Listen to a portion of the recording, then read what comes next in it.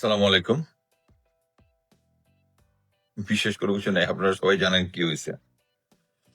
তো আমার কাছে একটা জিনিস মনে হয় যে আ বর্তমানে আমাদের যে জেনারেশন, এই জেনারেশনটাই তো মেইনলি নির্বাচন, প্রশাসন, আইনশৃঙ্খলা বাহিনী এগুলোর শীর্ষ নেতৃত্বে আছে।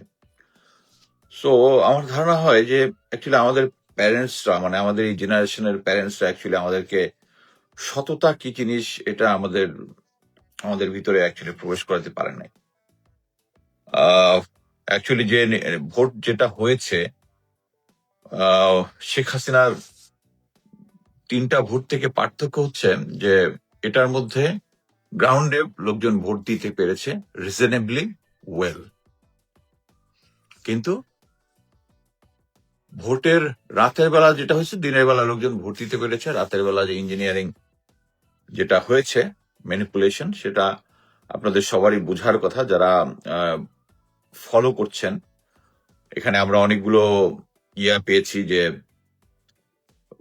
রেজাল্ট শিট যেটার মধ্যে ওভার রাইটিং করা, একবার এক মিডিয়াতে নির্বাচিতকে অনির্বাচিত বলা, নির্বাচিতকে নির্বাচিত করা, ব্লা ব্লা ব্লা ব্লা ব্লা। অ্যাকচুয়ালি এটার জন্য আপনাকে কোনো রকেট সায়েন্টিস্ট হইতে হবে না। বাট আমাকে সে যেটা মানে একটু কষ্ট দিয়েছে সেটা হচ্ছে যে আমি তো বিএনপি কে সাপোর্ট করতাম।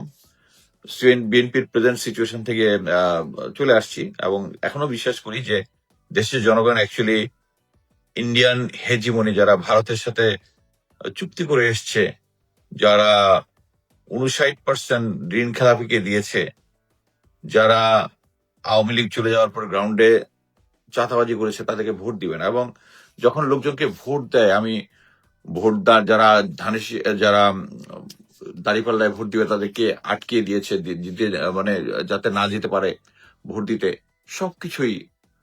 বাট ফাইনালি যেটা হয়েছে, আমার কাছে খুব জিনিসটা অবাক লাগতেছিল যে আমি সেনাবাহিনী নিয়ে আশঙ্কা প্রকাশ করেছি এবং দ্যাট ওয়াজ জেনুইন এবং শীর্ষ নেতৃত্ব নিয়ে করেছি, জুনিয়র অফিসারদের নিয়ে করি নাই। তারপরেও শীর্ষ নেতৃত্ব অ্যাকচুয়ালি খুব শীর্ষ নেতৃত্ব খুব সাপোর্ট করেছে এই ইয়াটা ঠিক করার জন্য। এটা অবশ্য খুব অবাক লাগছে যে শীর্ষ নেতৃত্বর এরকম করার কথা না, কেন করতেছে? এটার কারণটাই হচ্ছে ফাইনালি যেটা রেজাল্ট নিয়ে যেটা করেছে।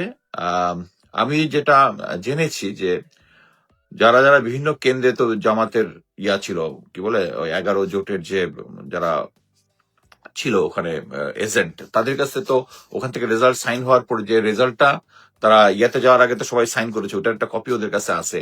তারপরে এটা তারা ইলেকশন কমিশনে পাঠিয়েছে। ওদের রেজাল্টের সাথে মানে গ্রাউন্ড থেকে যেটা পাঠিয়েছে এদের সাথে মিল নাই। এটাই কোনো জায়গা থেকে হয়তো প্রসেস হয়েছে।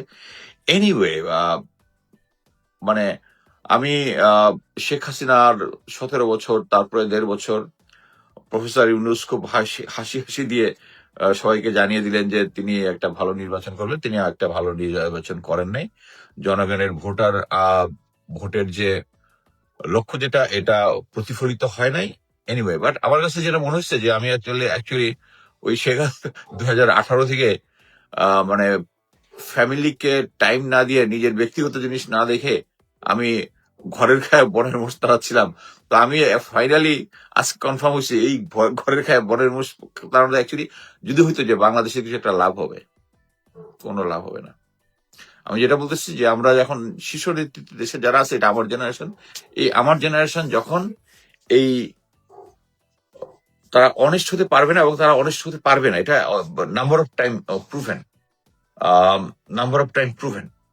আর এটা সম্ভব না বাংলাদেশে। আর সহি নির্বাচন হবে না, সহি নির্বাচন আর হওয়ার কোনো সম্ভাবনা দেখি না।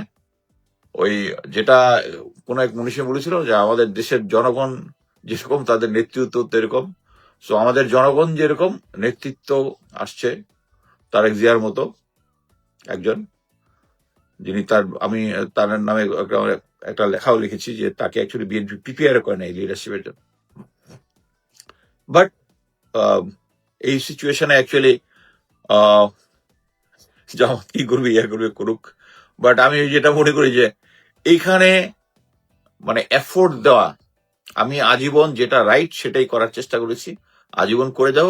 বাট বাংলাদেশের কেউ রাজনীতি মানে বাংলাদেশের রাজনীতি কেউ ঠিক করতে পারবে না, বাংলাদেশের একটা নির্বাচন সহি নির্বাচন কেউ ঠিক করতে পারবে না।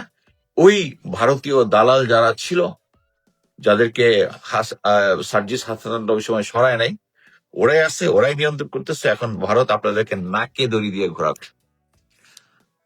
মানে আমার কাছে ইচ্ছা হয় মাঝে মাঝে যে ফরগেট যে আমি বাংলাদেশের নাগরিক, let's remain with the America, আডিওস। আমি আর বাংলাদেশের পলিটিক্স এর মধ্যে নাই। আল্লাহ হাফেজ।